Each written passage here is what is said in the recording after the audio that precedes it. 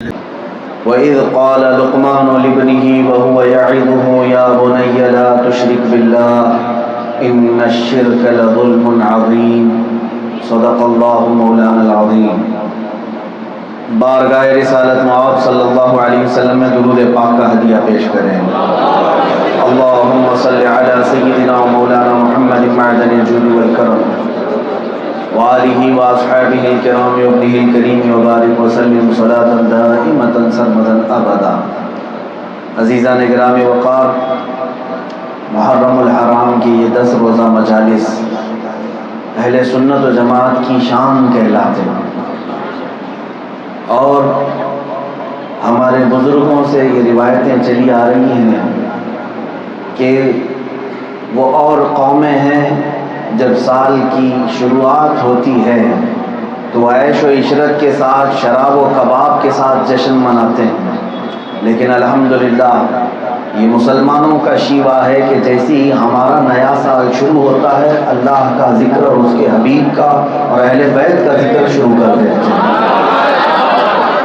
یہ ہمارا طرح خاص ہے کہ ہم اپنے سال کی ابتدا کے 10 دنوں تک خالص یہ محافل منعقد کرتے ہیں، اور نیت یہ ہوتی ہے کہ ابھی اسلامی سال شروع ہوا ہے اور اس شروعات کے 10 دن بھی اگر ہم اللہ اور اس کے رسول کی مجلسیں سجائیں گے تو مولا کریم ہمیں پورا سال امن و امان عطا کرے گا، خیر و برکت عطا فرمائے گا۔ اسی نیت سے آپ ان مجلسوں کو ہمیشہ شاد و آباد رکھیں اور انہیں قائم رکھیں۔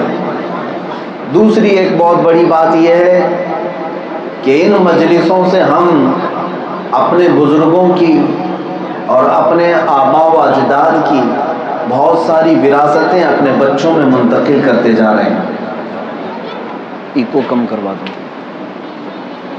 اگر ہمارے بچوں کو ہماری تاریخی یاد نہ رہے تو پھر یہ آنے والے چیلنجز اور آنے والے زمانوں میں ان کے لیے بہت ہی بڑی کٹھنائیں ہیں، بہت بڑا مشکل دور آنے والا ہے۔ گفتگو کا سخن آج میں نے عام روایت کے اعتبار سے تھوڑا سا موڑ لیا ہے، اس لیے کہ وقت کی ضرورت ہے۔ ترتیب کے اعتبار سے محرم کے اجلاس خاص طور پر جو 10 روزہ اجلاس ہیں، آپ ان میں توحید، نبوت، خلفائے راشدین، اہل بیت اطہار کے تذکرے اور کربلا کے وہ خونی مناظر اور استقامت حسین اور کربلا کے ماں بعد کے حالات سماعت کرنے کے عادی ہیں، اور اچھی بات ہے یہ روایات قائم رہیں۔ لیکن چونکہ میں بیچ میں آ گیا ہوں، ترتیب جیسے آپ کے ہاں چل رہی ہے، آپ کے خطیب و امام انشاءاللہ اسی ترتیب کے اعتبار سے آپ کو وہی بیانات سنائیں گے۔ میں نے قرآن کی ایک آیت تلاوت کی ہے۔ اللہ رب کریم ارشاد فرماتا ہے، یاد کرو جب لقمان نے اپنے بیٹے سے کہا، یہ سورہ لقمان کی آیت ہے 21ویں پارے میں، وَإِذْ قَالَ لُقْمَانُ لِابْنِهِ وَهُوَ يَعِظُهُ۔ لقمان نے اپنے بیٹے کو نصیحت کرتے ہوئے یہ کہا، یا بنی لا تشرک باللہ، اے بیٹے اللہ کے ساتھ کسی کو شریک مت ٹھہرانا، اللہ کے ساتھ کسی اور کو خدا مت تسلیم کرنا۔ ان الشرک لظلم عظیم، بے شک شرک جو ہے وہ سب سے بڑا ظلم ہے، دنیا کا سب سے بڑا ظلم اللہ کے ساتھ کسی کو شریک ٹھہرانا۔ جس نے تمہارے جسم کے پرزے پرزے کو بنایا تم اس کا انکار کر جاتے ہو تو اس سے بڑا ظلم کیا ہو سکتا ہے؟ یہ سب سے بڑا ظلم ہے دنیا کا، اللہ کے ساتھ کسی کو شریک ٹھہرانا۔ اور قرآن کی یہ سورہ لقمان بہت بڑا درس اپنے اندر سمیٹی ہوئی ہے کہ ہر باپ کو چاہیے کہ اپنے بیٹے کو نصیحت کے طور پر سب سے پہلے یہ بات یاد دلائے کہ بیٹا اللہ کے ساتھ کسی کو شریک کبھی نہ کرنا۔ شرک کی بہت ساری اقسام ہیں، اسے سیکھ لیں آپ۔ ایک کھلا ہوا شرک ہے کسی اور کو خدا مان لینا، اور کچھ چھپے ہوئے شرک ہیں، وہ بظاہر شرک دکھتے نہیں لیکن ہوتے ہیں، شرک خفی۔ ان تمام سے اپنی اولاد کو بچانا بہت ضروری ہے۔ یہ آیت میں نے آج آپ کے سامنے تلاوت اسی لیے کی کہ دو بچے میرے سامنے کھڑے ہو کر عربی میں گفتگو کر رہے تھے۔ یہ ایک انقلابی بات ہے۔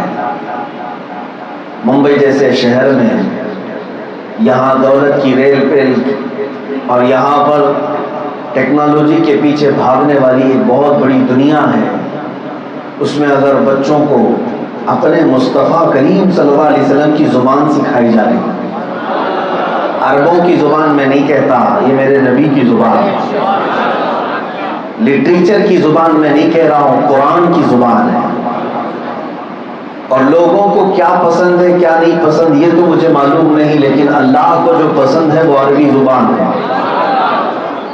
جب بچے اس میں مکالمہ کر رہے ہیں، ڈیبیٹ کر رہے ہوں یا گفتگو کر رہے ہوں، تو پھر یہ بات یاد آتی ہے کہ کاش ان پر پوری محنت کی جاتی تو یہ عربی کے وہ گوہر نایاب بنتے، وہ ہیرے بن کر کے چمکتے، جس کو میرے آقا صلی اللہ علیہ وسلم نے 1400 سال پہلے اپنی وفات کے وقت چھوڑا تھا۔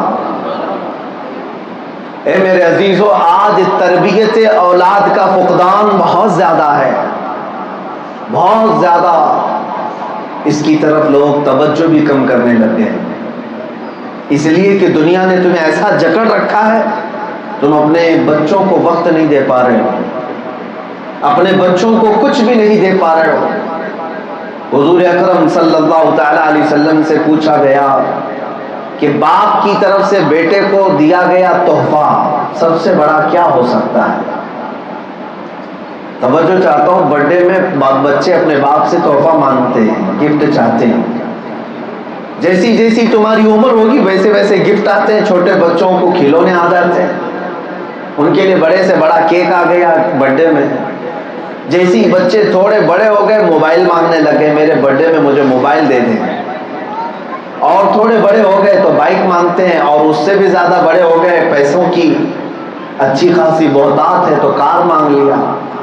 اور باپ بھی اپنی بیٹی اور اپنے بیٹے کے برتھ ڈے میں جو گفٹ دیتا ہے وہ انہی چیزوں کو دیتا ہے کہ اس سال میں نے اپنے بیٹے کو گفٹ میں برتھ ڈے کے وقت ایک حسین موبائل دیا ہے، اچھا جوڑا دیا ہے، ایک اچھی کار دلایا ہے، ایک اچھا موبائل دلایا ہے۔ مگر کیا تم نے میرے آقا سے پوچھا کہ اولاد کو دیا جانے والا سب سے بڑا تحفہ کیا ہے؟ حضور اکرم صلی اللہ تعالی علیہ وسلم ارشاد فرماتے ہیں باپ کی طرف سے دیا جانے والا اپنی اولاد کو سب سے بڑا تحفہ اچھے اخلاق و کردار ہے، ادب ہے۔ اگر کسی باپ نے اپنے بیٹے کو ادب دیا ہے تو دنیا کا سب سے بڑا گفٹ اسے دیا ہے، اور جس کو ادب نہیں سکھایا گیا دنیا دیکھ کر کے اسے تو کوسے گی لیکن ساتھ میں یہ پوچھے گی یہ ہے کس کا بیٹا، تیرا باپ کرتا کیا تھا؟ برائیاں بیٹا کرتا ہے لیکن دنیا باپ کو بھی کوستی ہے۔ یہ صرف دنیا کا ہی نظام نہیں، قیامت میں بھی چلے گا۔ بہت سارے بچے ایسے ہوں گے جو اللہ کی بارگاہ میں مقدمہ کریں گے، مولا ہمارے گمراہ ہونے میں، ہمارے بھٹکنے میں سب سے زیادہ ہاتھ ہمارے ماں باپ کا ہے، تو انہیں گرفتار کر۔ ماں باپ اس وقت لائے جائیں گے اور بچوں کو سامنے کیا جائے گا، اس دن نہ ماں کی محبت نہ باپ کی محبت۔ باپ ہزار کہتا ہو کہ بیٹا تجھے یاد ہے میں خون پسینے کی کمائی سے تجھے پالا ہوں، میں نے تیری کیا خواہش پوری نہیں کی، سب کچھ لا کر دیتا رہا، لیکن بیٹا اس دن انکار کرے گا، مجھے تم نے کچھ نہیں دیا، اس لیے کہ میں گمراہ ہو کر کے مرا، جس کی وجہ سے آج مجھے جہنم میں جانا پڑ رہا ہے۔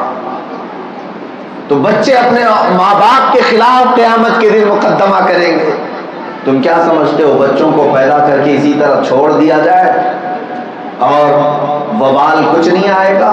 قرآن کہتا ہے یا ایھا الذین آمنوا ان من ازواجکم واولادکم عدوا لکم فاحذروہم، اے ایمان والو تمہاری بیویوں میں تمہاری اولاد میں کچھ تو تمہارے دشمن بن جائیں گے۔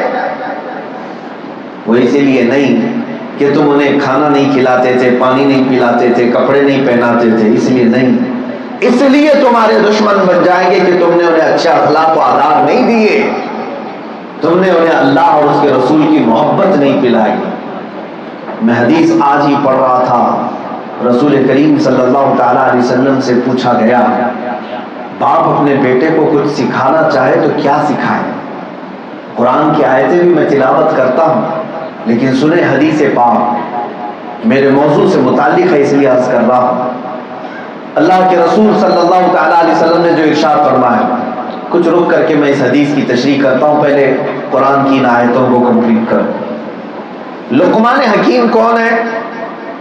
اپنے زمانے کے ایک بہت بڑے حکیم، ان کے مقام کو بتانے کے لیے اتنا ہی کافی ہے کہ ان کا ذکر قرآن میں آیا ہے، اتنا ہی کافی ہے۔ ان کی باتیں جو حکمت سے بھری ہوئی ہیں وہ پوری دنیا کے لیے مثال راہ ہے، ہدایت کا راستہ طے کرتی ہے۔ لقمان، ان کے نام کے ساتھ حکیم لفظ جڑا ہوا رہتا ہے، سنا ہوگا، لقمان حکیم۔ وہ بہت ساری بیماریوں کا علاج جانتے تھے، ساتھ ساتھ انسانوں کی نفسیات کو بھی جانتے تھے، سائیکالوجی، کون سے اولاد کیسی ہوتی ہے، کیا کیا ہے۔ سنو، اپنے بیٹے کو جب نصیحت کرنے کا وقت آیا تو دنیا کا سب سے بڑا حکیم لقمان اپنے بیٹے کو کیا نصیحت کرتا ہے؟ نصیحت کرتا ہے، یا بنیا، یا بنی انہا ان تک مثقال حبۃ من خردل فتکن فی صخرۃ او فی السماوات او فی الارض یأتی بها اللہ۔ بیٹا، برائی اگر رائی کے دانے کے برابر بھی ہوگی، چاہے تم پہاڑ کی چٹان میں جا کر کے کرو یا آسمانوں میں یا زمین میں اندر جا کر کے کرو، ایک دن اللہ تمہارے سامنے وہ ضرور لائے گا۔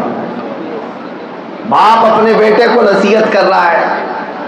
میں توجہ چاہتا ہوں، کیا آج آپ اپنے بچوں کو اس طرح کی نصیحت کرتے ہیں کہ بیٹا برائی اگر کرے گا تو اللہ تعالیٰ اس کا بدلہ تجھے دنیا میں بھی دے گا، آخرت میں بھی دے گا؟ بچوں کو کس چیز کا خوف آج ڈالتے ہیں آپ؟ بیٹا یہ مت کرنا، پولیس آ جائے گی۔ پولیس کیا کرے گی؟ پولیس کا کیا ڈر دکھاتے ہو؟ 500 روپے دے دو، پولیس کا ڈر اسے خوف ہی ہو جائے، ختم ہی ہو جائے گا۔ لیکن کیا اللہ کے کسی فرشتے کو رشوت دے کر کے بچ سکو گے؟ اپنے بچوں کو جس چیز کا خوف تمہیں دلانا تھا وہ خوف خدا ہے، اللہ کا خوف۔ سچ بات میں بتاؤں، اگر کسی بچے کے دل میں آپ نے اللہ کا خوف ڈال دیا تو کسی CCTV کی بھی ضرورت نہیں پیش آئے گی اس کی نگرانی کے لیے، اس کی دیکھ بھال کے لیے کوئی کیمرہ لگانے کی بھی ضرورت نہیں پیش آئے گی، اور اس کا اسپائی نگرانی کرنے کی بھی ضرورت نہیں آپ کو۔ دل میں اگر اللہ کا خوف آپ نے ڈال دیا۔ تربیت اولاد کے سلسلے میں ہم نے ایک روایت یہ پڑھی، اہل بیت اطہار کا گھرانہ، سیدہ کائنات فاطمہ الزہرا سلام اللہ علیہا کا گھرانہ، حسن و حسین چھوٹی سی عمر میں چھوٹے بچے تھے۔ ایک دن بچپن میں دونوں کے درمیان کچھ تکرار ہوئی، بچے آپس میں لڑتے ہیں لیکن ان کی لڑائی سیریس نہیں ہوتی، وہ کھیل کود میں ہو جاتی۔ حسنین کریمین دونوں آپس میں تکرار کر چکے اور دونوں ماں کے پاس آئے۔ ماں کے پاس آئے، کون ماں ہے؟ سیدہ کائنات، مخدومہ کائنات۔ ایک نے دوسرے کی شکایت کی کہ ماں انہوں نے ایسا کہا، انہوں نے ان کی بات شکایت کی، انہوں نے ایسا کہا، لیکن کیا ماں نے دونوں کو پکڑ کر گوشمانی کر دی، کان مروڑ دیا، لکڑی لے کر کے مار دیا؟ ماں کی تربیت تو دیکھیں، بچوں کو کچھ نہیں کہا، بس اتنا کہا، اے میرے شہزادو حسن اور اے میرے شہزادو حسین، تم میں سے کس نے کس کو کیا کہا مجھے اس سے مطلب نہیں، بس میں اتنا جانتی ہوں کہ اس سے پہلے صلح کر لو کہ مولا ناراض ہو جائے، اس سے پہلے تم دونوں صلح کر لو کہ رب تم سے روٹھ جائے یا ناراض ہو جائے۔ بس اتنی سی بات ماں کی طرف سے آئی کہ دونوں بچے گلے لگ گئے، اس لیے کہ بچوں کو لکڑی کا ڈر نہیں دکھایا گیا تھا، مار کا ڈر نہیں، انہیں ڈر یہ دکھایا گیا تھا کہ اگر اللہ روٹھ گیا تو پوری کائنات روٹ جائے گا۔ بچے آپس میں گلے مل گئے۔ آج بچوں کے اندر اگر تربیت میں کوئی خوف تمہیں دینا ہو تو کسی جانور کا خوف نہیں، کسی چڑیل بھوت پریت کا ڈر نہیں، شیطان کا ڈر نہیں، پولیس کا ڈر نہیں۔ میرے عزیزو، اپنی اولاد کو اللہ رب العزت کا خوف دو کہ رب کائنات وہ عظمت والا شہنشاہ ہے، وہ جب کبھی کسی کی پکڑ کرتا ہے، گرفت کرتا ہے تو پوری دنیا تمہیں اس کی گرفت سے آزاد نہیں کر پائے گی۔ اسی طرح تربیت اولاد میں میرے عزیزوں یہ بہت آج کی ضرورت کی بات میں آپ کے سامنے رکھتا ہوں۔ کتنے بچے آج ہم نے دیکھے آوارہ ہوئے ہیں، 2 سال کے بچے، 3 سال کے بچے جن کے ہاتھوں میں تم نے موبائل پکڑا دی، تمہیں یہ ڈسٹرب کرنے لگ گئے، اس لیے تم نے ان کے ہاتھوں میں موبائل دے دیا، ٹائم پاس ہوتا رہے گا اور ہم اپنا کام کرتے رہیں گے۔ میں نے خود محسوس کیا ہے ان بچوں کے ہاتھوں میں یہ تمام چیزیں آنے کے بعد یہ وقت سے پہلے بالغ ہو گئے۔ بالغ کا مطلب جسمانی بالغ تو نہیں ہوئے لیکن شہوانی بالغ ہو گئے۔ 5 سال اور 6 سال کے بچے وہ باتیں کرنے لگ گئے جو شادی شدہ مرد بھی نہیں کرتے۔ دنیا نے، انٹرنیٹ نے ان کے سامنے سارے پردے کھول دیے۔ کیا یہ تربیت کے انداز ہے میرے عزیزوں؟ یہ تربیت کے انداز ہے؟ آج ٹیکنالوجی کی اتنی ترقیوں کے بعد اگر میں یہ باتیں کہتا ہوں نا تو کچھ لوگ کہتے ہیں ملا مولویوں کا تو کام ہی یہ ہے کہ یہ مشینوں کو دیکھنا ہی نہیں چاہتے، موبائل، لیپ ٹاپ، کمپیوٹر یہ خود جانتے نہیں، اس لیے بچوں کو پکڑنے بھی نہیں دینا چاہتے۔ ظالموں، تمہیں پتہ نہیں ہم موبائل، کمپیوٹر، لیپ ٹاپ کے بھی بہت آگے تک جانتے ہیں الحمدللہ، لیکن اس کا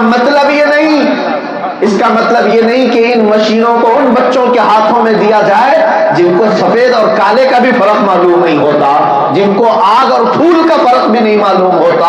ان کے درمیان ان بچوں کے ہاتھوں میں جب یہ تم دیتے ہو تو جانتے ہیں یہ کیسے کیسے بم پھوڑ دیتے ہیں، ان کے اخلاق تباہ و برباد ہوتے ہیں۔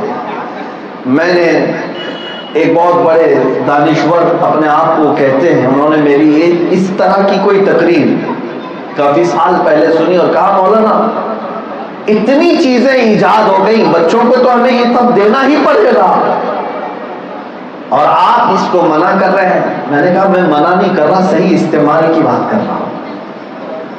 اگر اللہ رب العزت کے خوف کے ساتھ کوئی بندہ کسی بھی چیز کو اٹھائے تو اس کا استعمال اچھی طرح سے جانتا ہے۔ میری بحث جب ہو رہی تھی تو انہوں نے کہا کہ پوری ماڈرن دنیا سے آپ اپنے بچوں کو پیچھے کیسے رکھ سکتے ہیں؟ امریکہ، یورپ، رشیا کہاں سے کہاں پہنچ گئے وہ مشینوں کی ایجاد میں۔ اگر آپ اپنے بچوں کو ان تمام چیزوں سے دور رکھیں گے تو یہ بچے آگے کیسے بڑھ سکیں گے؟ ترنت یہ جو ہے ایموشنلی سوالات ہیں، ایموشنلی بلیک میلنگ ہے۔ میں نے اس دانشور سے کہا اچھا آپ کی نظر میں یہ تمام چیزیں اگر ترقی کا راستہ ہے تو تھوڑا بہت آپ سرچ کر کے دیکھ لو، جن لوگوں نے یہ ایپل موبائل بنائے یا بہت بڑے بڑے مشینیں بنائی وہ اپنے بچوں کو موبائل چھونے کیوں نہیں دیتے؟ ان کے گھروں میں وہ اپنی اولاد کو نہیں دینا چاہتے لیکن پوری دنیا کی مٹھی میں پکڑا دیا۔ عزیزان گرامی، کچھ باتیں ایسی ہیں جس کی تفصیل میں جاؤں گا تو وقت طویل ہو جائے گا۔ میں صرف اتنا کہنا چاہتا ہوں کہ یہ بچے لاکھوں نہیں، کروڑوں نہیں، اربوں سے زیادہ کی قیمت رکھتے ہیں تمہارے لیے۔ یہ کوئی کنکر اور پتھر نہیں کہ اٹھا کر کے لائے، تم میں سے ہر ایک کے گھر کا بچہ کروڑوں نہیں اربوں سے زیادہ قیمتی ہے۔ آپ میں سے کسی کو نہیں معلوم کہ تمہارا بچہ کل کو مستقبل کا کیا بننے والا ہے۔ یہ پوری قوم کی قیادت بھی کر سکتا ہے اور پوری قوم کی کشتی کو ڈبو بھی سکتا ہے۔ ان بچوں کو ہلکے میں نہ لو۔ اسی لیے میرے آقا صلی اللہ تعالی علیہ وسلم کی اب حدیثوں کی طرف میں آتا ہوں۔ رسول کریم صلی اللہ تعالیٰ علیہ وسلم سے پوچھا، صحابہ نے بچوں کو اگر کچھ سکھانا ہے تو کیا سکھائیں، کیا سکھائیں؟ رسول پاک صلی اللہ علیہ وسلم نے ارشاد فرمایا علموا اولادکم ثلاث خصال، اپنے بیٹوں کو 3 باتیں ضرور سکھا دینا. توجہ چاہتا ہوں، 3 باتیں ضرور سکھا دینا. وہ کیا ہے؟ حضور پاک صلی اللہ علیہ وسلم ارشاد فرماتے ہیں حب نبیکم وحب اہل بیتہ وقراءۃ القرآن الکریم. یہ حدیث کے الفاظ ہیں. حضور فرماتے ہیں اپنے بیٹوں کو 3 باتیں ضرور سکھا دینا. نمبر 1 اپنے نبی کی محبت، نمبر 2 رسول کی اہل بیت کی محبت، اور تیسرے نمبر پر میرے آقا نے فرمایا قرآن کی تلاوت. مصطفیٰ کی محبت، اہل بیت کی محبت، قرآن کی تلاوت، یہ 3 چیزیں اپنے بیٹوں کو ضرور سکھانا. میرے عزیزوں یہ معمولی چیزیں نہیں ہیں. جس بچے کو بھی آپ نے حب مصطفیٰ دیا ہے، رسول پاک صلی اللہ علیہ وسلم کی محبت دیا ہے، گویا کہ دنیا کو ایک اعلیٰ حضرت دیا ہے.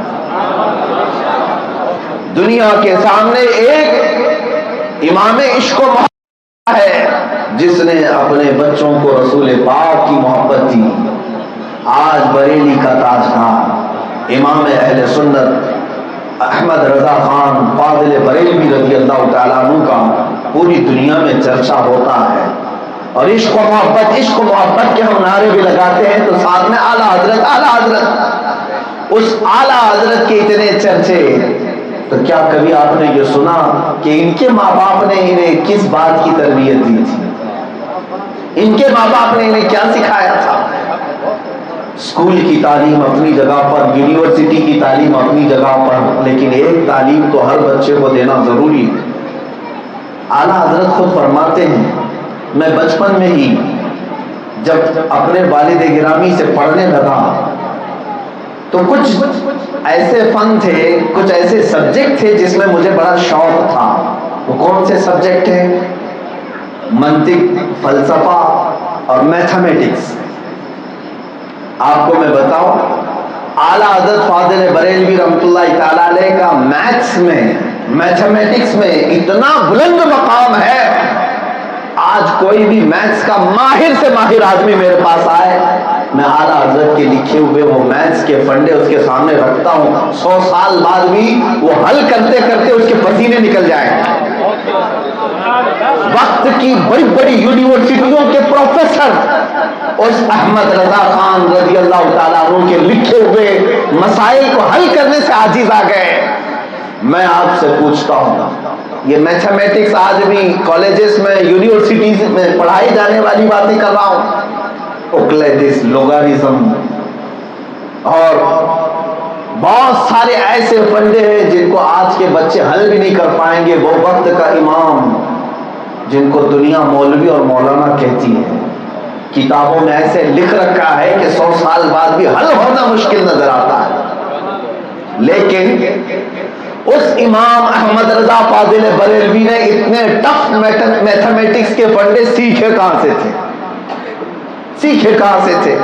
آپ نے مشہور واقعہ ان کا سنا ہوگا کہ مسلم یونیورسٹی علی گڑھ کے ایک بڑے پروفیسر صاحب ایک میتھس کے مسئلے میں الجھ گئے تھے. اس کو حل کرنے کے لیے وہ جرمنی یا لندن کا سفر کرنے والے تھے، آکسفورڈ.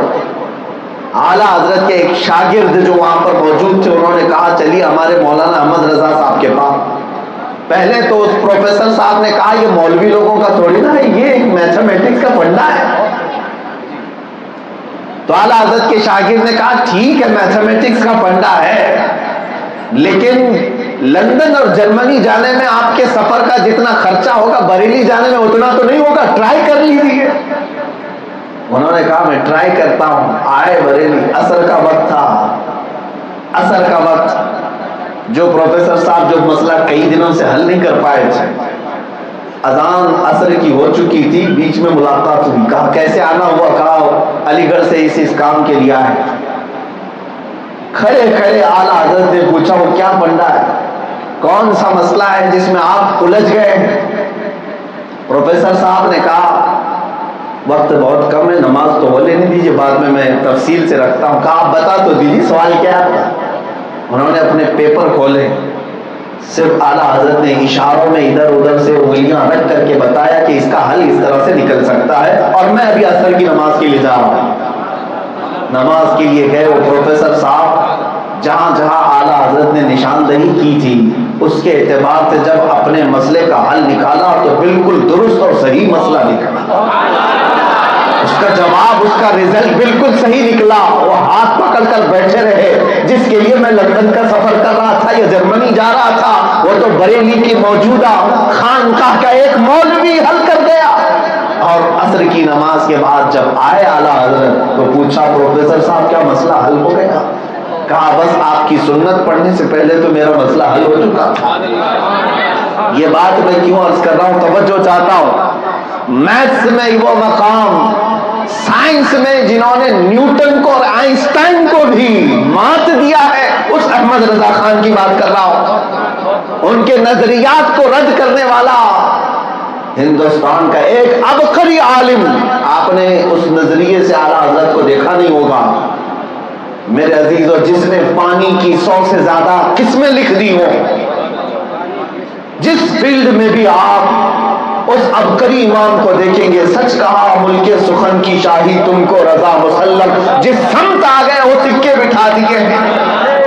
آج میرا موضوع نہیں ہے، میرا موضوع نہیں ہے، درمیان میں بات آئی ہے، مجھے عرض کرنا ہے.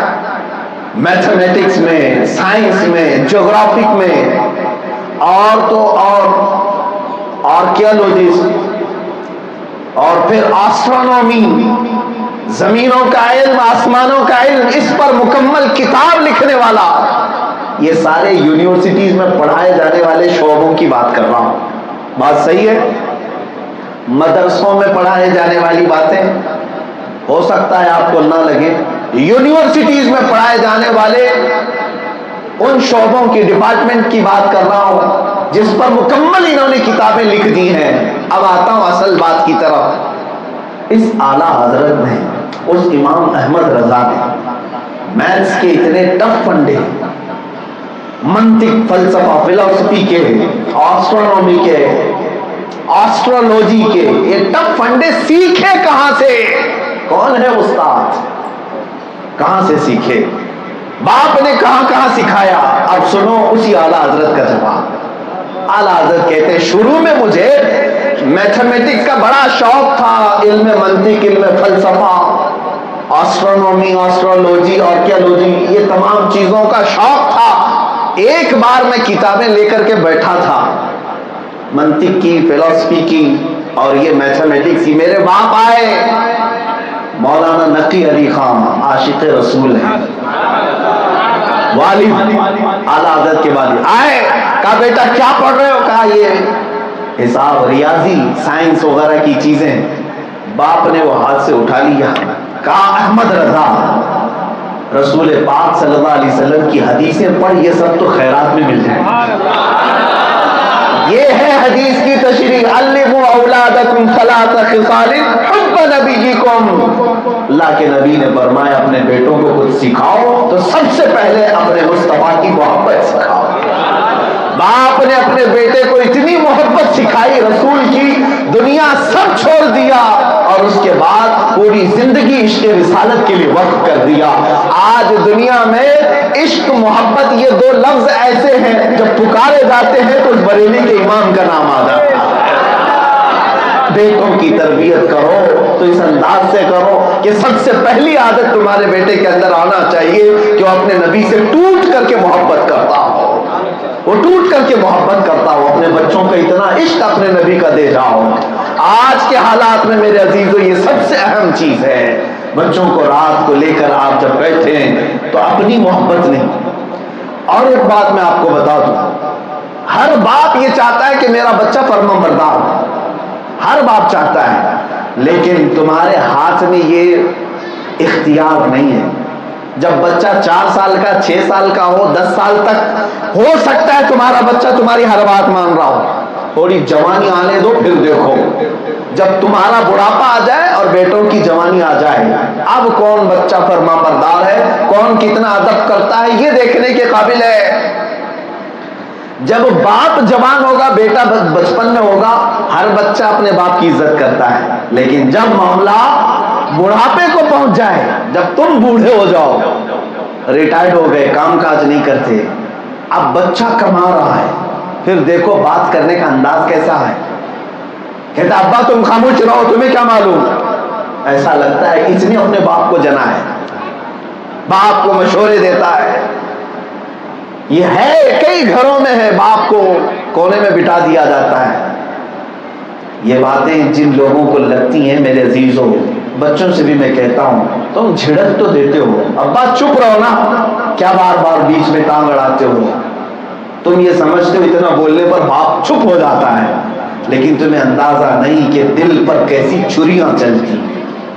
جب بیٹا باپ کو پلٹ کر جواب دیتا ہے، اسے اپنا پورا پرانا ماضی یاد آتا ہے، یہ میرا وہی بچہ ہے جس کو میں انگلی پکڑ کر چلاتا تھا، کندھے پر بٹھاتا تھا، آج بچہ جوان ہو گیا، اب مجھے جواب دینے لگا، تاؤ بدل گئے، لہجہ بدل گیا۔ لیکن میں یہ کہتا ہوں کہ اگر تم یہ چاہتے ہو کہ بڑھاپے میں بھی تمہارا بیٹا سر جھکا کر کھڑا رہے، تم بڑھاپے کی بات نہیں، میں نے وہ باپ بھی دیکھے ہیں بستر پر سوئے ہیں، لقوہ مار چکا ہے، ہاتھ پیر ہلتے نہیں، ایسے جو بڑھاپے میں بیمار باپ ہیں، ان باپوں کے کچھ بچے ایسے ہیں جو ہاتھ باندھ کر کے پیروں کے پاس کھڑے رہتے ہیں۔ میں یہ پوچھتا ہوں، اب تو باپ اٹھنے کے بھی قابل نہیں، یہ بیٹا آج ادب کیوں کر رہا ہے؟ باپ تو اب مارے گا بھی نہیں، جائیداد تمہاری ختم بھی نہیں کرے گا، یہ تو فالج زدہ ہے، پیرالائز ہو گیا ہے، پھر بھی بیٹا ادب کیوں کر رہا ہے؟ کچھ گھروں کی بات میں بتا رہا ہوں، یہ وہ بیٹے ادب کر رہے ہیں، کون سے ہیں؟ یہ نسخہ میں آج دے جاتا ہوں، اگر تم چاہتے ہو کہ تمہاری مجبوری کے وقت، تمہارے بڑھاپے کے وقت تمہارا طاقتور بیٹا تمہارا ادب کرنا چاہے، اگر تمہاری خواہش ہے تو سنو، نسخہ یہی ہے کہ جب اللہ تمہارے ہاتھ میں اس کی تربیت دے رہا ہو، جب تم جوان اور بچہ چھوٹا ہو، اس وقت تم اپنی محبت اس کے سینے میں مت ڈالنا، بیٹا باپ سے ایسے مت بات کر، بیٹا باپ کو مقدم رکھ، نہیں، تم کچھ مت بولو اپنے بارے میں، بس اس بچے سے کہو کہ بیٹا چلتے پھرتے، اٹھتے بیٹھتے، سوتے جاگتے، اگر کوئی نام تیری زبان پر ہو تو محمد محمد ہونا چاہیے، مصطفیٰ مصطفیٰ ہونا چاہیے۔ باپ جب اپنے بچے کو یہ تربیت دے گا، میں سو جاؤں یا مصطفیٰ کہتے کہتے، کھلے آنکھ میری صلی اللہ کہتے کہتے، میں چیلنج کے ساتھ کہتا ہوں، جن باپوں نے اپنے بچپن کے بچوں کو یہ ادب دیا ہو، پھر تم بوڑھے ہو جاؤ، معذور ہو جاؤ، پیر ہاتھ کٹ بھی جائیں، لیکن مجال ہے وہ بیٹا تمہارا فرمان ہرگز نہیں ہو سکے گا، اس لیے کہ یہ اللہ کی طرف سے ہے۔ تم اپنے بچوں کے سینوں میں اللہ اس کے رسول کی محبت ڈالو، اور بدلے میں مولا بڑھاپے میں تمہاری محبت تمہارے اولاد کے سینے میں ڈالتا ہے، تمہاری محبت اللہ ان کے سینوں میں ڈالتا ہے۔ یہ تربیت کی ضرورت ہے۔ ان بچوں کو سب سے پہلی چیز کیا سکھانا ہے؟ حب نبیکم، اپنے نبی کی محبت، اپنے نبی کی محبت۔ اگر یہ آپ نے اپنے بچوں کو دے دیا تو بہت بڑا تحفہ دیا، بہت بڑا انعام دیا اپنے بچوں کو۔ اور الحمدللہ ہم سنی ہیں، اہل سنت و جماعت کی جہاں جہاں بھی ہم نے مجلسیں دیکھی ہیں، یہ جو ابھی چھوٹے بچے اسٹیج پر آئے، عموماً ہوتا ہے مقرر بعد میں آتے ہیں، گلی محلے کے چھوٹے بچے پہلے نعت گنگنا رہے ہوتے، اس کو ختم کبھی نہ ہونے دینا۔ اسٹیج چاہے کتنا بڑا ہو، کتنا بڑا مقرر کیوں نہ آنے والا ہو، لیکن محلے کے بچے، گلی کے بچے جب اسی منبر پر کھڑے ہو کر میرے مصطفیٰ کی ثنا بیان کر رہے ہوتے ہیں تو ہماری امیدیں جاگ جاتی ہیں، اس لیے کہ یہاں کے باپوں نے اپنے بچوں کی زبان پر گانے نہیں دیے، مدینے کے تاجدار کے نغمے عطا کیے۔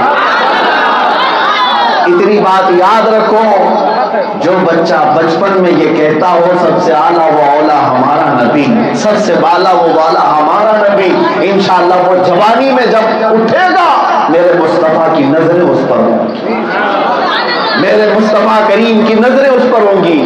شرط یہ ہے کہ اپنے بچوں کو نبی کی محبت سب سے پہلے تحفے میں دو، سب سے پہلے تحفے میں دو۔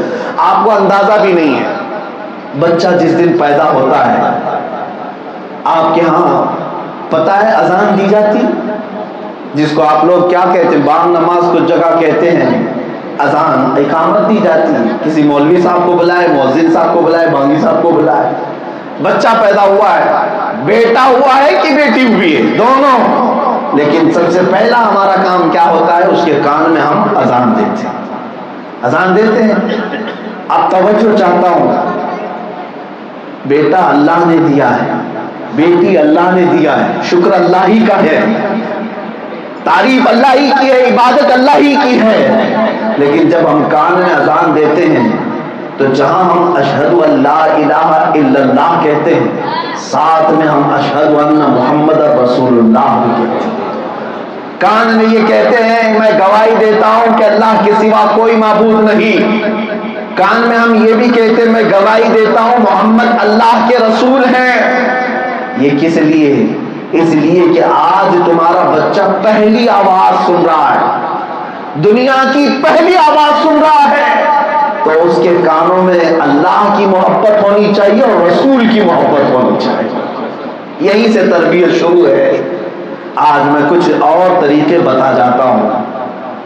بہت ساری عورتیں اگر میری گفتگو کو سنتی ہیں تو اس پر عمل کریں، پھر دیکھنا ان اولاد میں اور ان بچوں میں جو انقلاب آئے گا، ایک بہت بڑا انقلاب آئے گا۔ عزیزان گرامی، جب بچہ حمل میں یعنی ماں کے پیٹ میں حمل میں آتا ہے، اس وقت سے اس کی تربیت پر توجہ دو۔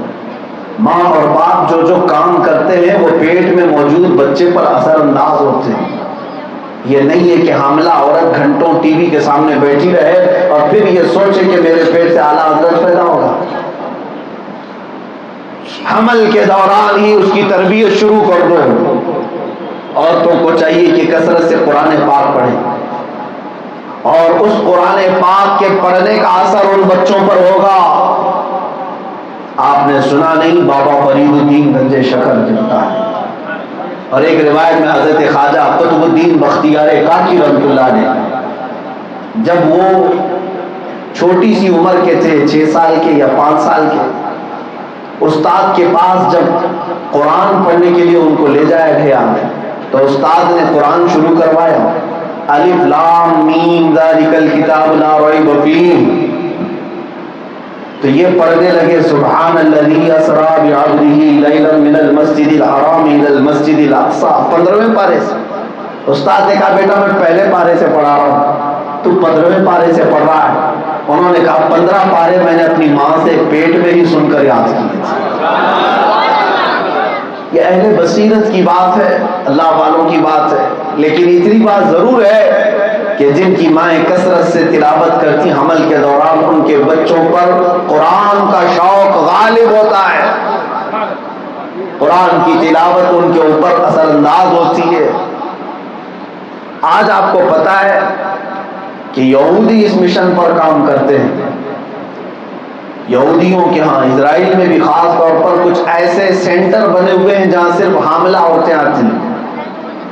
حاملہ عورتیں 8 مہینے تک ان کی ٹریننگ چلتی ہے۔ ان عورتوں کو دن بھر کیا مشغولیت ہوتی ہے حمل کے دوران؟ دیکھیں یہودی ایک ایسی قوم ہے جو بہت دور تک کی پلاننگ کرتی رہتی ہے، پیدا ہونے سے پہلے آنے والے بچے کو کتنا بڑا بزنس مین بنانا ہے وہ اسی وقت طے کرتے ہیں۔ حاملہ عورتوں کو بہت ہی ٹف میتھس کے مسئلے حل کرنے کے لیے دیتے ہیں، وہ مسئلے حل کرتی رہتی ہے، دماغ جتنا لگاتی ہے ان کا خیال یہی ہے کہ بچہ اتنا ہی ذہین پیدا ہو۔ بہت سارے ایسے مسئلے ان کو دیے جاتے ہیں جن کو حل کرنے میں وہ پورا دن گزارتی ہیں۔ بزنس کے، تجارت کے بہت سارے معاملات وہ عورتیں ڈسکس کرتی رہتی ہیں، اچھی غذائیں کھاتی ہیں، اور ان کی 8 مہینے تک تربیت ہوتی ہے۔ پھر کوئی یہودی بچہ پیدا ہوتا ہے، وہ تو ماسٹر پلاننگ کر رہی ہیں۔ ہمارا حال یہ ہے کہ پتہ ہی نہیں چلا بچہ کب پیدا ہوا، اور پیدا ہو بھی گیا، جس دن پیدا ہوا اس دن تو پیڑے اور جلیبیاں تو بٹ گئیں، بعد میں پھر باپ کو بھی احساس نہیں رہا بچے کو کرنا کیا ہے۔ بچہ بہت تیزی سے بڑھتا چلا گیا۔ آج کے حالات یہ ہیں کہ پوچھو ان بچوں سے، ان کی ملاقات اچھے طریقے سے اپنے ابا سے صرف سیٹرڈے سنڈے ہی ہوتی ہے، اور وہ بھی پکنک کے نام پر ہوتی ہے۔ اس لیے کہ باپ جس وقت بستر سے اٹھ رہا ہوتا ہے بچہ تو اسکول جا چکا ہوتا ہے یا ٹیوشن گیا ہوتا ہے، اور جب باپ اپنی ڈیوٹی سے آ رہا ہوتا ہے بچہ شام کی ٹیوشن میں ہے، تھکا ہار آتا ہے، ادھر کھایا اور سو گیا۔ ٹائم نہیں ہے اس شہر کی دوڑ بھاگ میں، ٹائم ہی نہیں ہے۔ مکمل ان کو اسکول کے حوالے ہم نے کر رکھا ہے، صبح سے لے کر رات تک ان پر اتنا بوجھ ہے کہ اپنے ماں باپ کے پاس بیٹھ کر کے وقت بھی نہیں بتا پاتے۔ وہ کہانیاں سنانا، وہ لوریاں سنا کر کے سلانا، یہ سب دور ختم ہو گیا۔ اب بچوں کے ہاتھ میں موبائل دے دیا جاتا ہے، ماں کو بھی موبائل میں چیٹنگ کرنا ہے، باپ کو بھی کرنا ہے، تو بچے کو کون کہانیاں سنائے گا، کون لوریاں سنائے گا؟ میرے عزیزوں، کہانیاں اور لوریاں یہ جو پرانے بزرگوں کے طور طریقے تھے، وہ صرف گڈے گڑیوں کی کہانیاں نہیں سناتی تھی۔ تمہیں پتہ ہے، ایک بچے کی بات میں بتاتا ہوں، اسکول میں چوتھی کلاس کا بچہ، ٹیچر سب سے پوچھ رہے ہیں بیٹا تم کیا بنو گے، تم کیا بنو گے، تم کیا بنو گے؟ اسکول میں ہوتا ہے، کوئی بچہ کھڑا ہوتا ہے کہتا ہے میں انجینئر بنوں گا، میں ڈاکٹر بنوں گا، کوئی کہتا ہے میں پائلٹ بنوں گا، الگ الگ، میں پروفیسر بنوں گا۔ ایک بچہ اٹھا، استاد نے پوچھا بیٹا تم کیا بنو گے؟ وہ بیٹا کہتا ہے میں نور الدین زنگی بنوں گا۔ یہ ایک عجیب سا جواب آیا۔ پائلٹ بننا، ڈاکٹر بننا، انجینئر بننا، پروفیسر بننا کامن چیز ہے، بچوں کے خواب ہوتے ہیں، یا ان کو یہ بتایا گیا؟ اچانک اس طرح کا جواب آیا کیسے؟ استاد بھی چونک گیا، پوچھا کہ بیٹا یہ کیسے تو نے کہا، یہ کون ہے نور الدین زنگی؟ استاد کو بھی نہیں معلوم۔ لڑکے نے کہا میں نے اپنی ماں سے رات کے سوتے وقت ایک کہانی سنی تھی، میں نے ماں سے سنی تھی۔ کہا کیا ہے وہ کہانی بتا؟ کہا ایک وقت مدینہ طیبہ میں 2 یہودی داخل ہو گئے مسلمانوں کے بھیس میں، اور مسلمانوں کا بھیس ڈال کر وہ رسول پاک کی قبر انور کے قریب ایک کمرے میں رہنے لگے، لیکن ان کا ناپاک منصوبہ یہ تھا اپنے کمرے کے اندر سے سرنگ کھودتے ہوئے حضور کی قبر تک جا رہے تھے۔ رسول پاک صلی اللہ علیہ وسلم کی قبر انور تک جا کر حضور کے جسم اقدس کے ساتھ بے حرمتی کرنا ان کا مشن تھا، جس کے لیے وہ مسلمان بن کر کے کئی دنوں سے رہ رہے تھے۔ لیکن جانتے ہیں یہ وہ زمانہ تھا جب صلاح الدین ایوبی کے استاد نور الدین زنگی بغداد کے خلیفہ تھے۔ میرے آقا صلی اللہ علیہ وسلم نور الدین زنگی کے خواب میں آئے اور یہ 2 چہرے دکھائے، کہا نور الدین ان 2 لوگوں سے میری قبر کی حفاظت کرو۔ دونوں چہرے دکھائے، نور الدین زنگی بغداد سے دوڑتے ہوئے سر پٹ کھوڑا دوڑاتے ہوئے پہنچے تھے۔ آج سے تقریباً 800 سال پہلے کی بات بتا رہا ہوں۔ مدینے پہنچ کر کے انہوں نے تلاش کیسے کی، پورے مدینے والوں کو دعوت دی کہ سب آ جائیں، ہر کوئی اپنے گھر سے، سب آئے، لیکن وہ 2 چہرے نظر نہیں آئے۔ نور الدین زنگی نے پوچھا کوئی بچا ہے؟ سارے لوگوں نے کہا کوئی نہیں بچا۔ پھر آخر میں لوگوں نے کہا بس 2 پرہیزگار لوگ ایسے ہیں جو اپنے حجرے سے کبھی نہیں نکلتے، وہ رسول اللہ کے دربار سے متصل عبادت میں رہتے ہیں۔ نور الدین زنگی نے کہا میں انہیں بھی دیکھنا چاہتا ہوں۔ جب انہیں بلایا گیا تو یہ وہی 2 چہرے تھے جن کو خواب میں میرے آقا نے بتایا۔ پورے مدینے والے کہہ رہے ہیں کہ پرہیزگار لوگ ہیں، عبادت گزار ہیں، ہم وقت تسبیح میں رہتے ہیں۔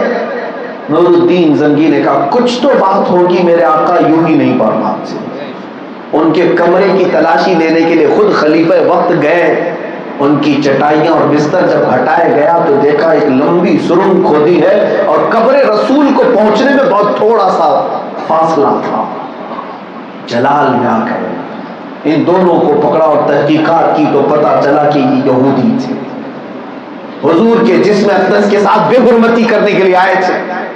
نور الدین زنگی نے انہیں سخت ترین سزا سنائی، انہیں قتل کیا گیا۔ یہ واقعہ پیش آیا، نور الدین زنگی اتنا روئے کہ ہمارے ہوتے ہوئے حضور پاک کی قبر تک کوئی پہنچ گیا۔ پھر انہوں نے سیسا پلا کر قبر اطہر کے اطراف 16 گز اندر اور 16 گز اوپر تک ایسی دیوار بنائی کہ وہ دیوار آج بھی موجود ہے گنبد خضرا کے نیچے.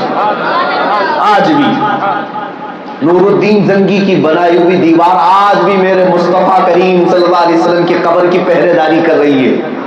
800 سال سے دیوار کھڑی ہے. یہ واقعہ ہو گیا. ماں نے اپنے بیٹے کو سوتے وقت واقعہ سنایا تھا کہ ایسا ایسا ہوا تھا. لیکن بچوں پر کتنا اثر ہوتا ہے. سنیے, اسکول روزانہ جاتا آتا تھا اور ٹیچر نے جب پوچھا کیا بنو گے, کہا نور الدین زنگی بنوں گا. استاد نے پوچھا یہ تصور, یہ خیال تیرے دماغ میں آیا کیوں؟ بچہ کہتا ہے نور الدین زنگی کا مقام تو دیکھو میرے مصطفیٰ نے اپنی حفاظت کے لیے بلایا. میں یہ چاہتا ہوں کہ ایسا بن جاؤں میرے آقا اپنی پہرے داری کے لیے مجھے منتخب کرے. یہ ہے ماں باپ جب تربیت دیتے ہیں اپنے بچوں کو تو بچے جوان ہو کر میرے مصطفیٰ کے عظیم سپاہی بن کر نکلتے ہیں. عزیزان گرامی, میرے آقا صلی اللہ علیہ وسلم کی حدیث, توجہ, علموا اولادکم ثلاث خصال, اپنے بیٹوں کو 3 عادتیں ضرور سکھا دینا. حب نبیکم, پہلا تمہارے نبی کی محبت. دوسرا حب اہل بیتہ, ساتھ ہی ساتھ رسول کے اہل بیت کی محبت بھی سکھانا. بچوں کو پنجتن پاک کے نام ضرور یاد کرا دینا. لی خمسۃ اطفی بہا حر الوباء العاطمہ المصطفیٰ والمرتضیٰ وابناہما والفاطمہ. یہ ہمارے بزرگوں نے ہمیں سکھایا ہے. اسی لیے ہر بچے کو حضور کے اہل بیت کی محبت ضرور سکھانا.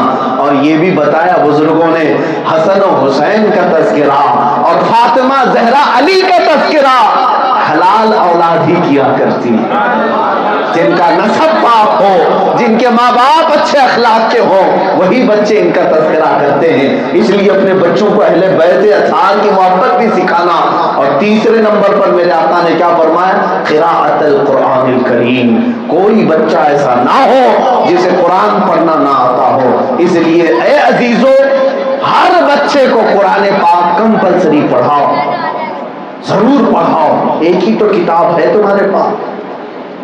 تمہارے پاس اتنی بڑی بڑی کتابیں نہیں ہیں, مقدس کتابیں, جن کو آج بہت سارے دوسرے ادیان کو میں نے دیکھا ہے, ان کو یہ طے کرنا ہی مشکل ہے کہ کون سی اصل کتاب ہے, کون سی نقل کتاب ہے. لیکن الحمدللہ قرآن 1400 سال سے چیلنج دیتا آ رہا ہے, اللہ کی کتاب ہے. اگر ہمت ہے تو اس کو انکار کر کے دکھا دو. وہ معجز کلام ہے میرے مصطفیٰ کریم صلی اللہ علیہ وسلم کا زندہ معجزہ. آج بھی اگر کچھ باقی ہے تو قرآن کی شکل میں. لیکن اس قرآن کو آج تم نے چھوڑ کیوں دیا؟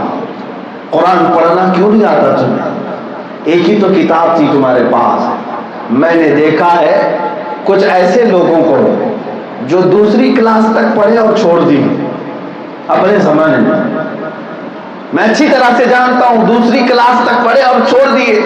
صحیح قسم کی انگلش بھی نہیں آتی لیکن آئی فون چلاتے. ہم نے پوچھا اس میں تو بہت سارے فیچرز ایسے ہیں جس کے لیے یہ کچھ تو لینگویج جاننا ضروری ہے. وہ کہا یہ دیکھتے دیکھتے استعمال کرتے کرتے زبان بھی آ گئی. اللہ اکبر, تم آئی فون استعمال کر سکتے ہو, اللہ کا کلام پڑھنے کی تمہارے پاس کوئی فرصت نہیں. کاش آج بھی قرآن روز اٹھاتے رہتے, دیکھتے دیکھتے قرآن خود ہی سینے میں آ جاتا.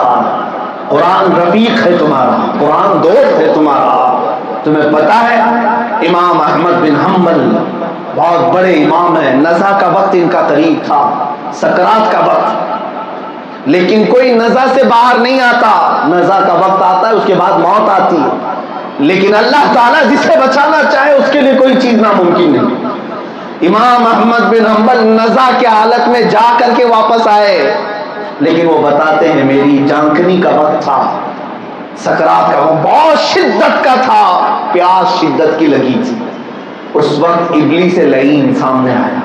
امام احمد بن حنبل کی بات کر رہا ہوں, اور وہ میرے ایمان پر ڈاکہ ڈالنے کے لیے طرح طرح کے سوالات کرتا رہا. پانی ٹھنڈا میٹھا میرے سامنے لایا, میرا حلق سوکھ رہا تھا, میں قریب والوں کو بول بھی نہیں سکتا تھا کہ پانی چاہیے, لیکن یہ ابلیس مجھے پانی دینے کو تیار تھا، کیا کروں، پانی لے لوں، حلق کی اس کڑواہٹ کو، اس سختی کو نرمی میں تبدیل کر لوں، کیا کروں، گھبرائے ہوئے تھے ایمان کے لیے۔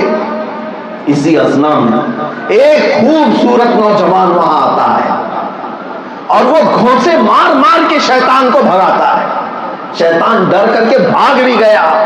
امام احمد بن حنبل کہتے اس وقت مدد کے لیے کون آیا؟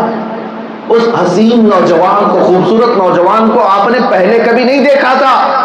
احمد بن حنبل کہتے ہیں کہ تو کون ہے، میں تجھے جانتا نہیں، اور اس ابلیس لعین سے تو نے مجھے کیوں بچایا؟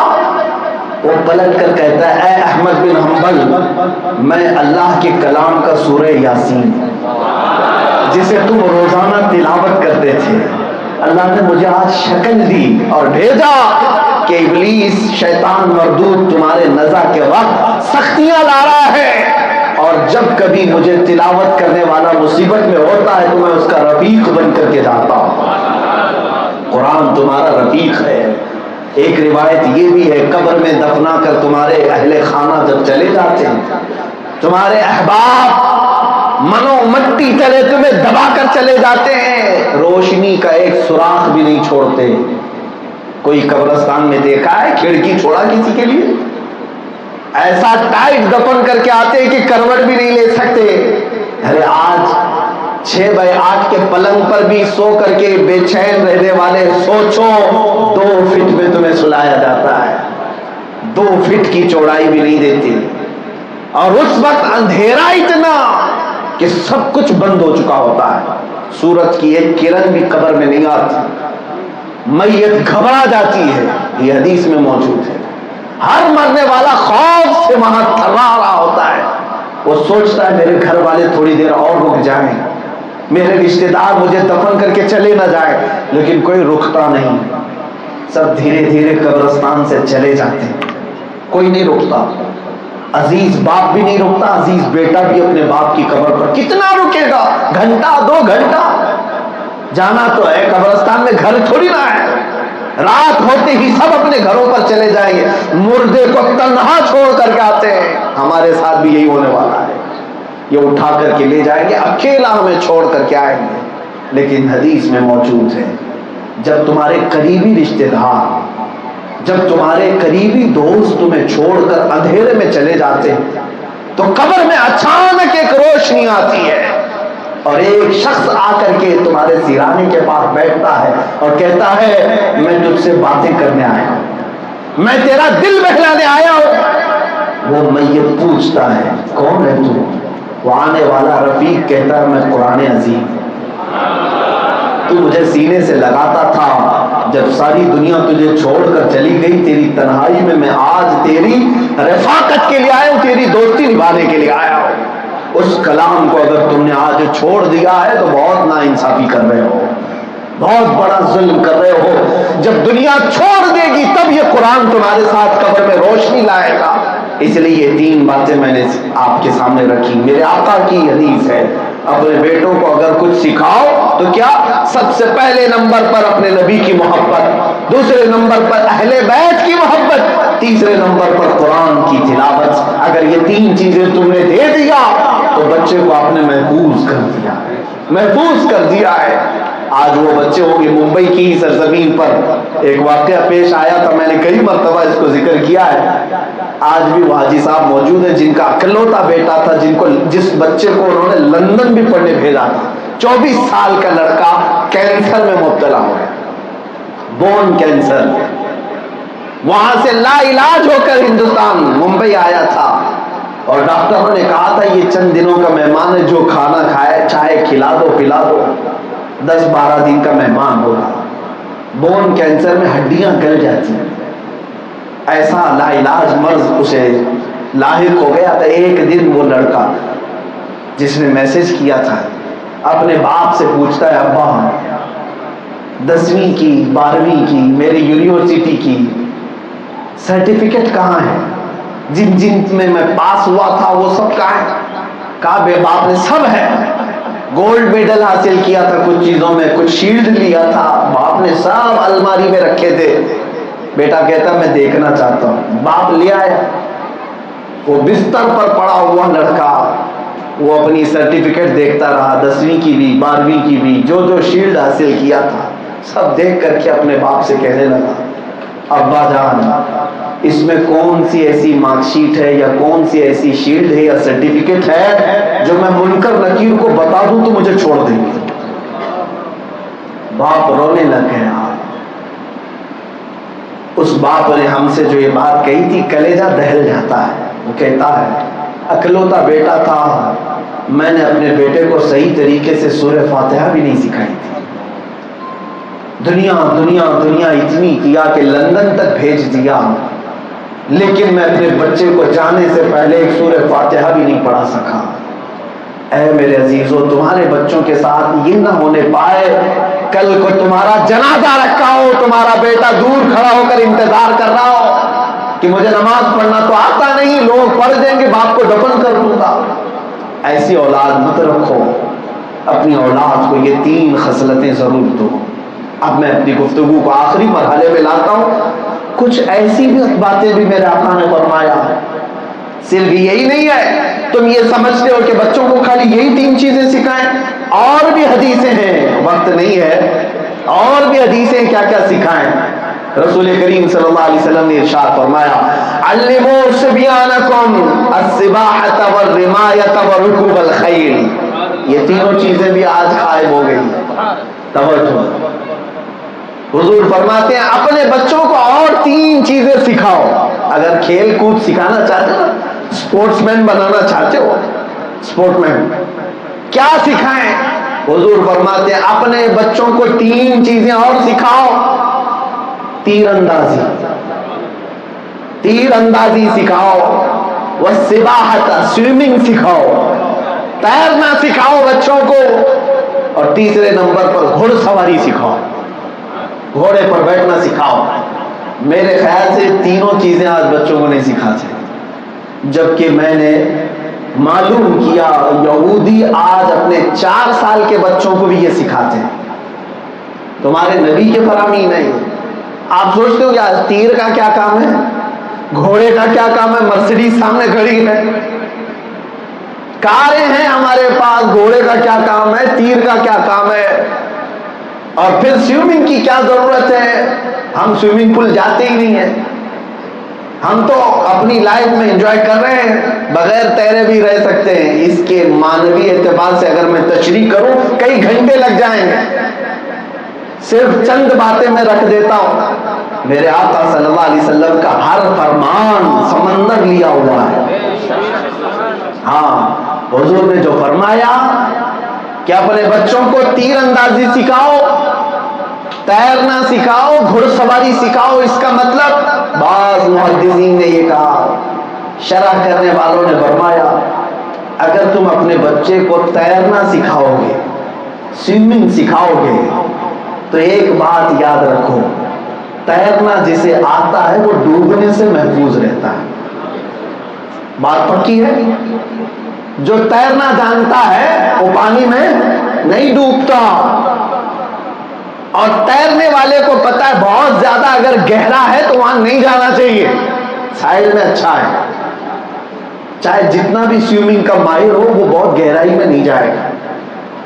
اس کے معنی یہ ہے کہ تیرنا سکھاؤ، اس کا مطلب یہ ہے کہ یہ دنیا پوری سمندر کی طرح ہے، اس میں وہ بچے کامیاب ہوں گے جو تیرنا جانتے ہیں، وہ دنیا میں کبھی نہیں ڈوبیں گے، وہ اپنے آپ کو بچا کر رکھیں گے، اور جہاں دنیا داری میں بہت زیادہ کھڈے ہیں وہاں نہیں جائے گا آپ کا بچہ، اسے پتا ہے بہت گہرائی میں جاؤں گا تو ڈوب جاؤں گا۔ اور ایک بات تیرنے والے کی خصوصیت میں آپ کو بتاؤں، بہت ساری اس کی تفصیلات ہیں لیکن چند ہی بتا رہا ہوں۔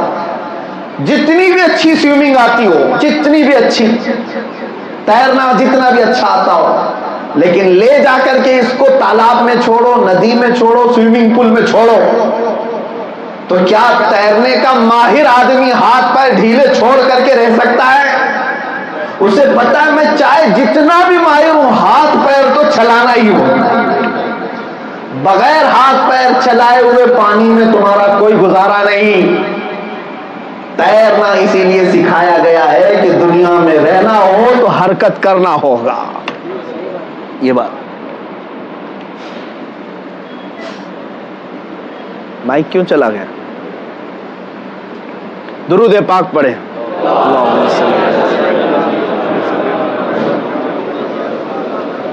تیرنا اگر ہے، جانتا ہے کوئی تیرنا، تو اسے معلوم ہے دنیا میں رہنے کے لیے ہاتھ پیر کو چلانا ہوگا. اور کوئی یہ سوچتا ہے کہ گھر میں بیٹھ کر کے سب آ جائے گا، تو یہ ویسا ہی آدمی ہے جو سمندر میں ڈوبنے کے قریب آ گیا ہے. ہاتھ پیر چلانا ہوگا، حرکت تو کرنی ہوگی. ان نوجوانوں کے لیے اس میں درس ہے جو بیٹھ کے کھانا چاہتے ہیں. کام کرو اور کھاؤ. دوسری چیز حضور نے فرمایا تیر اندازی سکھاؤ اور گھڑ سواری سکھاؤ. آج کے زمانے میں تیر اندازی کی کیا ضرورت آپ بتاتے ہیں، لیکن اس کا معنی یہ ہے جسے تیر اندازی آتی ہے اسے اپنا ٹارگٹ معلوم رہتا ہے، اس کو اپنا نشانہ، اپنا گول معلوم ہوتا ہے. نشانے پر تیر لگانا اس کی جب عادت بن جائے، وہ پوری دنیا میں جب تک رہے گا اس کا گول متعین رہے گا، مجھے یہاں تک پہنچنا ہے، اس کا ٹارگٹ ہوگا. یا بہت سارے وہ بچے ہیں جن کو پتہ ہی نہیں کرنا کیا ہے، انہیں پہنچنا کہاں تک ہے انہیں معلوم ہی نہیں. وہ اندھا دھند دنیا میں چل رہے ہیں. کسی چیز کو اچیو کرنا تمہارے اندر یہ پہلے سے ہونا چاہیے. تیر انداز بندہ اچھی طرح سے جانتا ہے کہ نشانہ کہاں تک پہنچانا اور اس کے لیے کیا کیا کرنا ہوگا.